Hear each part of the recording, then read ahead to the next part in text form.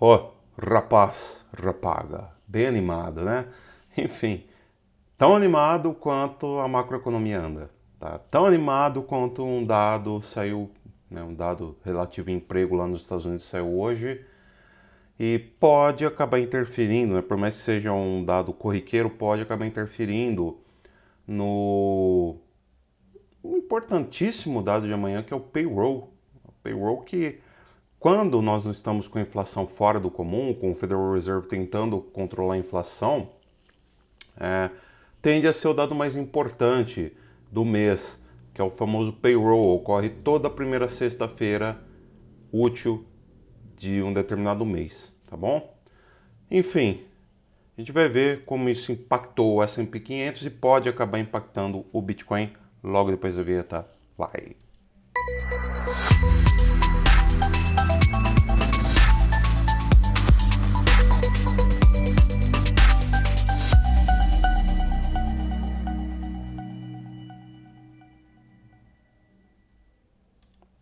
Olha, eu nem deveria ter que pedir, mas já vou pedir para você deixar seu like. É a única coisa que eu peço. Você vai perder 5 segundos da tua vida para dar um like e incentivar a gente a seguir aqui gerando conteúdo para você, produzindo conteúdo para você, porque é complicado, cara. O Bitcoin está nessa falta de tendência já há muito tempo e a depender do que pode acontecer, ele vai entrar numa falta de tendência ainda maior, né?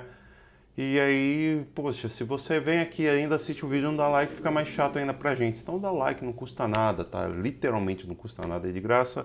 Se inscreve no canal também é de graça, você vai ser um dos primeiros a receber notificação quando a gente postar alguma coisa. E também peço para que você cogite fazer parte das nossas redes sociais aqui embaixo, na descrição. Tem um grupo free no Telegram, que a gente posta algumas coisas ali. Tem também o grupo VIP, que nós passamos sinais, mas é um grupo pago no caso, né? Só que o preço é basicamente simbólico, perto do que ele entrega. E é isso aí, cara. Vamos lá então para o mercado como um todo. E nós vamos ver que os Estados Unidos hoje, né? A gente teve na Europa também a decisão da taxa de juros que subiu 0,25%, tal como os Estados Unidos, é uma tendência meio que global isso. Mas nos Estados Unidos a gente tem pedidos iniciais por seguro-desemprego acima do que era esperado, cara. Acima do que era esperado. E o problema não é você ver 2 mil acima do que era esperado, é você ver que a gente teve, basicamente, 13 mil pedidos iniciais por seguro-desemprego acima do esperado, o que significa que o mercado de emprego nos Estados Unidos está desaquecendo. A inflação continua subindo, o Fed continua subindo taxa de juros, desemprego está começando a crescer, o que muito provavelmente indica o quê? Uma provável recessão, que a gente já vem falando dessa recessão lá há muito tempo, né? E esse dado aqui corrobora muito para isso, tá bom? Agora, para piorar, é só se amanhã a gente vê o payroll, né, relatório de empregos não agrícolas, vir o quê? Abaixo do esperado, cara. Se ele estiver gerando menos emprego do que esperado, aí a gente vê que estamos aí às margens de uma recessão, tal como o desemprego. Se ele vir acima do esperado, a gente vai ver que tem uma recessão aí à porta, tá bom? Então a situação está bem complicada lá nos Estados Unidos e isso afeta a S&P 500, afeta a Nasdaq, afeta a Bitcoin. Tende a afetar. Por que eu digo que tende a afetar? Porque eu acredito que em pouco tempo a gente vai ter certeza se o Bitcoin, de fato, ele tende a seguir a economia tradicional ou se de fato ele acabou se tornando ou querendo se tornar aquilo pelo qual o Satoshi Nakamoto desenvolveu ele, que é para ser ouro digital, uma espécie de ouro digital, economia descentralizada, é uma economia que tira o poder estatal sobre a economia, né, dos indivíduos, no caso. Pelo menos a intenção do Bitcoin foi essa. Só que ele vinha falhando nessa intenção até o momento, né? Tudo indica que pode acontecer uma reversão agora, que a gente vê que ele não está seguindo mais tanto assim o S&P. Por hora, eu ainda vejo necessidade em vir todo dia para vocês mostrar macroeconomia, mostrar calendário econômico, mostrar esse gráfico aqui zoado, que é o gráfico da S&P 500, que nem precisa desse rabisco todo para você ver que nós estávamos, melhor dizendo, né, em uma tendência de baixa formada por topos decrescentes e fundos decrescentes, isso daqui seria um grande canal de baixa até ele conseguir reverter a partir daqui. Tá? Por quê? Porque a partir daqui você vê que a gente começou a formar topos crescentes. Porém, na última vez que a gente tentou fazer um topo crescente, ele basicamente fez um topo duplo, ele não conseguiu formar um topo crescente. E é extremamente importante que o S&P forme um topo crescente acima desta LTB que vem lá do topo histórico, né, que é lá nos 4.800 pontos mais ou menos, para confirmar uma tendência de alta, coisa que até o momento ele não fez. Aliás, ele não só não fez, como num padrão de candlestick que a gente pode analisar, nós vemos ele fazer uma estrela da noite que jogou o mercado para baixo. Ontem ele terminou de perder a triple EMA de 610 períodos e hoje ele perdeu. Ele não só confirmou a perda da EMA de 34 períodos, como perdeu também a EMA de 50 períodos. Vai testar aqui a EMA de 72 períodos lá em 4.045 pontos. Dependendo de como o payroll vir amanhã, e na minha opinião não vem bem, se o payroll vir mal amanhã a ponto de gerar uma espécie de desconfiança de recessão econômica ali, que ainda é a principal economia do mundo, né? Pode ser que seja superada pela China, mas enfim, isso a gente vê mais para frente, né? E se isso acontecer, a gente vai perder essa EMA de 72 períodos, cara. Deveria buscar uma EMA de 200 períodos aqui embaixo, né? Então a situação fica bem complicada ali na economia da terra do Tio Sam. E olha, caiu pra caramba aqui, né? Só que a gente vê, por exemplo, o Bitcoin, ele não caiu tanto assim, né? Muito pelo contrário, a gente vê que o Bitcoin caiu aqui, mas foi independente da S&P, beleza? E aí o S&P começou a cair pra caramba, enquanto que o Bitcoin deu umas subidinhas bem de leves assim, nada de muito relevante, mas subiu. Goste ou não, o Bitcoin subiu, beleza? Aliás, não só subiu, como hoje ele está rompendo o que para mim poderia ter sido um triângulo de baixa nessa região aqui. Está rompendo uma LTB e vamos ver se ele fechar um candle acima dessa LTB, é sinal que a gente pode ter revertido sim a tendência de baixa. Claro que ainda é cedo para informar, vamos ter que esperar, aguardar aí, confirmar o fechamento.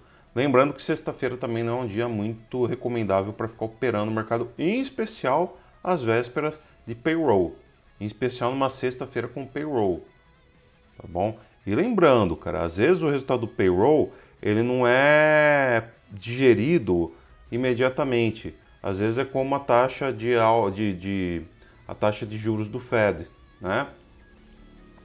Às vezes eles informam a taxa, falam, até que não caiu tanto não, então a tendência é para cima. Aí vai o Jeremy Powell dar uma entrevista que joga o mercado lá para baixo e pronto. Mesma coisa payroll amanhã, tá? Pode ser que ao longo do dia isso vá se refletindo, beleza? Então muita atenção com isso. Por isso que dia de payroll não é necessariamente bom para você operar, tá? É melhor você ficar quieto, deixa rolar, sente a vibe do mercado e boa. A não ser que você vai fazer alguns scalps e aproveitar a volatilidade do momento, mas eu particularmente acho arriscado pra caramba. Salvo se você definir, olha, esse daqui é meu stop, esse daqui é minha entrada, esse daqui é meu alvo. Se pegar alvo, eu saio, encerro operações. Se pegar stop, saio no prejuízo e encerro operações. Paciência, tá? Se você tivesse gerenciamento de risco, e essa presa que todo trader deve ter, mas 95% não tem, e é por isso que 90% perde muito dinheiro, e os outros 5% dos 95% que não tem, eles ganham dinheiro na sorte, para falar a verdade, tá bom? Então é assim, cara. Cuidado, é perigosíssimo isso daí, tá? Aqui a gente tem um outro gráfico aqui um gráfico que seria na verdade mais diário, mas a gente vê que ele está no momento brigando em uma região que serviu como resistência lá no passado, tá?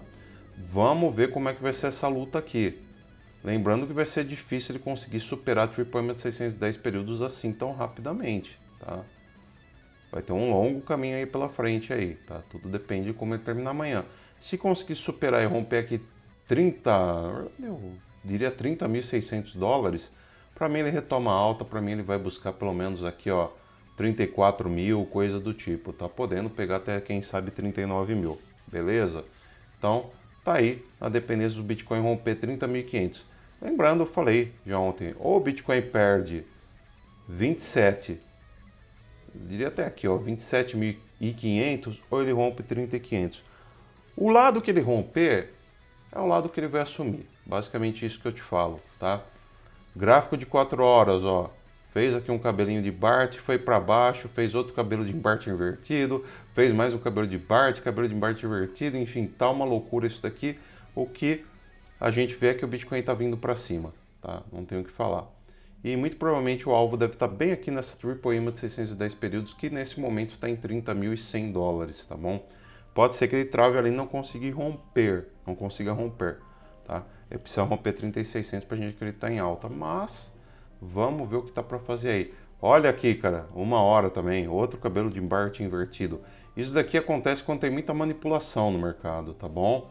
Tem muito cabelinho de Bart, né, que a gente chama. Agora você poderia ter tradeado isso daqui de uma maneira muito simples, ó. Levando em conta que aqui foi um topo, se aqui foi um topo, foi uma região de resistência, qual agora se torna uma região de suporte. Então, se você acabou fazendo esse bottom fish, né, tentando pescar o peixe no suporte, você se deu bem, né, no qual ele tentou vir aqui, ó, pegou, não veio para baixo, conseguiu vir para cima aqui, levando-se em conta que ele está simplesmente seguindo um padrão de ondas assim, ó.